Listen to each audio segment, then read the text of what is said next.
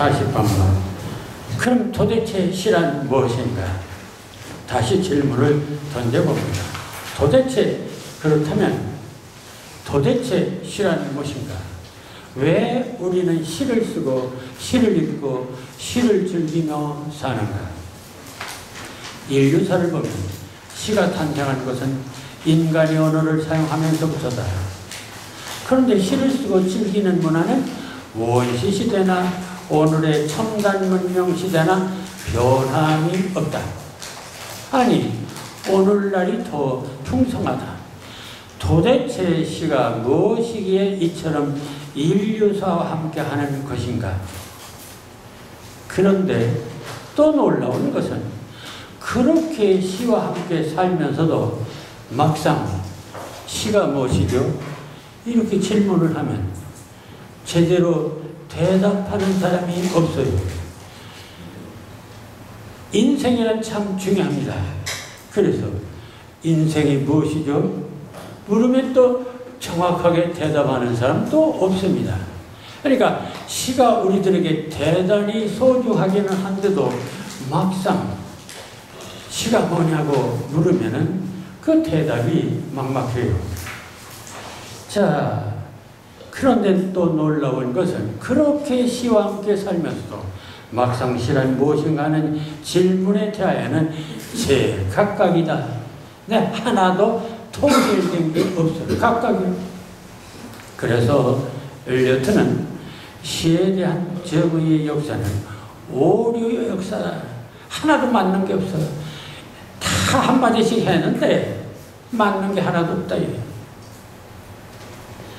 동서양의 대표적인 시에 대한 정의를 몇 개만 들어보자. 네, 동양. 일제기 공자는 시경에서 시 301원이 페이지월 사무사라 했습니다. 네, 시경에 수록된 시 300수를 한마디로 말하면, 시 300 한마디로 말하면 사무사, 그 생각에, 그 내용에 사특함이 없다. 그 얘기는 뭐요? 굉장히 내용이 선하고 도덕적이다. 다시 말하면은 공자의 생각은 시의 내용이 도덕적이고 선해야 된다는 생각했어요. 그럼 서경에서는 뭐라고 했냐? 시언지다. 시란 뭐냐? 뜻을 말하는 것이다. 뜻. 그 뜻은 또 뭐야? 내 뜻. 생각이죠. 그것도 뭐 생각을 말하는 것이다. 시는 뜻을 말로 나타낸 것이다. 그렇다면 이게 다 무슨 소리냐? 네, 동양 사람들은 말이에요. 지금까지 다다이수가 시, 문학이 뭐냐? 제도직이라는 생각을 했습니다. 제도직. 시를 제자, 네, 길도자, 네, 그릇 기자입니다. 그러니까 돌을 담는 그릇. 돌을 담는 그릇. 이게 아주 그 동양의 절대적인 기준이었어요. 문학의 기준, 시의 기준입니다. 시가 뭐냐? 사무사다. 시가 뭐냐? 시언지다. 네, 그것은 바로 도를 담는 그릇. 시 안에 도가 있어야 된다. 그런 얘기죠. 그럼 도가 뭐냐? 그야 또 뭐 얘기가 많겠지만 어쨌든 참길. 한편 서양은 그럼 어떠냐? 네, 아리스토텔레스 뭐라 했어요? 시는 운율적 언어에 대한 모방이다. 그래서 운율적이라는 말은 참 아이디어가 좋습니다. 시를 운율이라는 것은 파동으로 봤어요. 리듬으로 봤어요. 근데 이 모방이라는 말이 문제였어요. 모방인가 과연? 시는 운율적 언어의 모방이다. 이런 얘기를 했습니다. 릴케는 시는 제어입니다. 워즈워즈는 시는 힘찬 감정의 자유로운 분출이다. 내 감정의 표현이다. 또 에드가란 포는 시는 미의 운율적 창조다. 상당히 많이 운율이라는 말을 많이 쓰죠. 리듬이니 운율이니 감정이니 이런 말 많이 써요. 헤겔리슨 시는 상상과 정렬의 언어다. 상상이라는 말을 썼습니다. 웰레코어는 시를 구성하는 두 중요한 원리를 믿음과 메타포다. 이렇게 얘기를 했습니다. 그러니까 동양 사람이나 서양 사람들이나 각각 다 제각각 조금씩은 다른 얘기를 했다는 얘기예요. 그러니까 한마디로 일정한 개념 정리가 되지 않다, 그런 얘기입니다. 맥컬리시라는 사람이 시법 이런 제목의 이런 시를 썼습니다. 시법, 그러니까 시를 쓰는 방법, 그런 뜻이죠. 시는 둥그런 과일처럼 만질 수가 있고 잠잠해야 한다. 두 번째, 오래된 큰 메달이 엄지손가락 대하듯 벙어리래야 한다. 이끼 낀 창턱의 옷소매를 탈피하는 속재처럼 침묵해야 한다. 시는 새의 비상처럼 말이 없어야 한다. 중략, 시는 의미할 것이 아니라 다만 존재해야 한다. 여러분들, 이 맥컬리시의 시란 어떻게 쓰는 것인가 하는 이 시법, 시의 규칙, 원칙, 이 문장을 읽고 이게 뭔 소리라고 생각이 됩니까? 오히려 뭔 소리인지 그 해석이 애매해요. 시란, 물론 시는 둥그런 과일처럼 색깔도 있고 맛도 있어야 된다, 뭐 그런 생각인 것 같아요. 근데 만질 수가 있고 잠잠이라는 건 또 뭐예요? 시가 잠잠해야 된다는 말이 무슨 말입니까? 오래된 큰 메달이 엄지손가락 대하듯 벙어리, 또 벙어리라는 것은 또 뭐예요? 물론 은유적으로 썼습니다. 상징적으로 썼어요. 이끼 낀 창턱에 옷소매를 탈취하는 속재처럼 침묵해야 된다. 또 침묵해. 시는 새 비상처럼 말이 없어야 된다. 자, 시쓰기에 대한 시인데 모두 은유적이기는 하지만 그 진의가 애매하다. 더 어려워. 뭔 소린지 더 어려워. 뜬구름 잡는 어법이다. 확실치가 않아요. 이게 과거 시학의 이론들이 안에서 뜬구름 잡는 얘기, 뭔가 정확하게 잡히지 않는 이론들, 그게 바로, 그래서 시는 어렵고 힘들고 뭐 여러 가지 얘기를 하죠.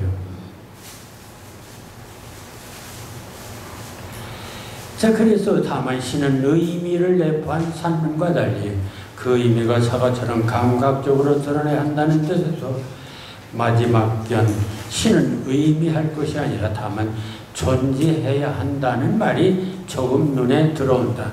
그러나 이 말도 쉽지가 않죠. 의미할 것이 아니라 존재해야 된다. 이거 쉬운 말이 아닙니다. 의미도 어렵지만 존재도 어려운 말이에요. 그러니까 아까 그 엘리엇이 말한 것처럼 참 시에 대한 그 정의의 역사는 오류의 역사다. 뭔가 구름 잡는 소리 분명하지가 못했어. 이게 지난날의 시론입니다. 그게 인문학의 모습이기도 합니다. 시만 그런 게 아니에요. 철학도 그렇고 모든 인문학적 사고가 다 그렇게 뜬구름 잡는 소리를 했어요. 그거 가지고 혹세무민을 했죠. 큰 소리치고. 자, 평생 시학을 연구한 필자는 문학개론도 썼고 현대 시학 이론도 썼고 현대 시 창작, 현대 시학 착이라고 했는데 시학,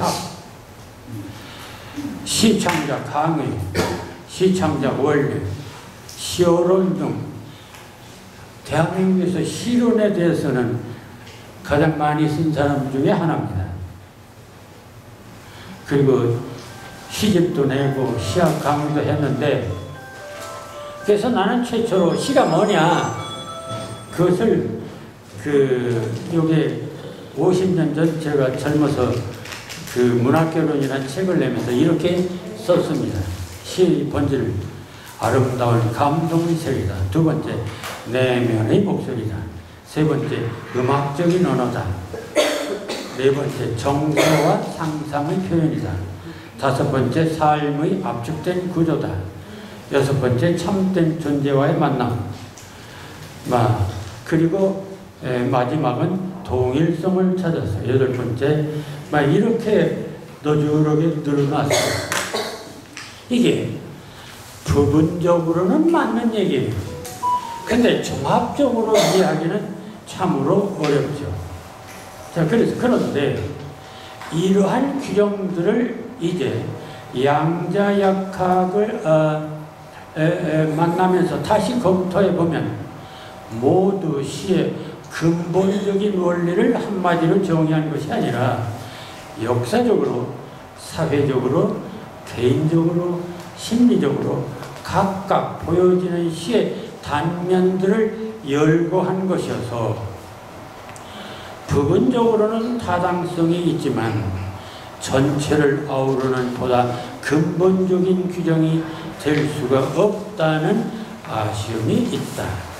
사실 만물들을 모두 그 현상의 일면만 보고 규정한다면 천차만별이 될 수밖에 없다. 바로 장님이 코끼리를 경험한 각자의 이야기와 같다는 말이다. 그리고 이것이 바로 고전 물리학 시대 거시적으로 사물의 형태만 보고 다양하게 바라본 인식 태도이기도 하다. 우리 과거 그동안 그렇게 살아왔어요.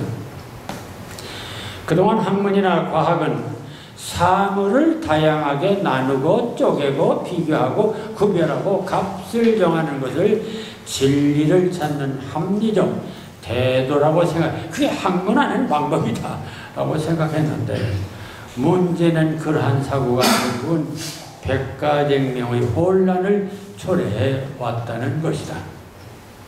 정말 진리는 현상적, 지역적, 부분적 사실에 있는 것이 아니라 이들 모두를 아우르는 공통된 조건하에서 발견되는 통일의 원리가 되어야 한다. 그런 점에서 양자물리학, 즉 양자역학의 원리는 매우 합당성을 갖는 도가 된다.